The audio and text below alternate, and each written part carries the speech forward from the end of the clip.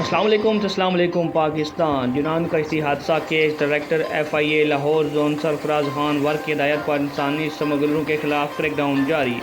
FIA anti human trafficking circle Gujrat نے یونان کشتی حادثے میں ملوث 2 انسانی سمگلروں کو گرفتار کر لیا۔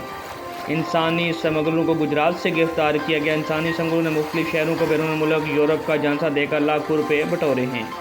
گرفتار ملزمان میں میاں امجد اور احسان اللہ شامل۔ انسانی سمگلر لیبیا سے یورپ بحریہ کشتی بھجوانے میں ملوث تھے۔ ملزمان کے خلاف کارروائی متاثرین کے لواحقین کی نشاندہی پر کی گئی۔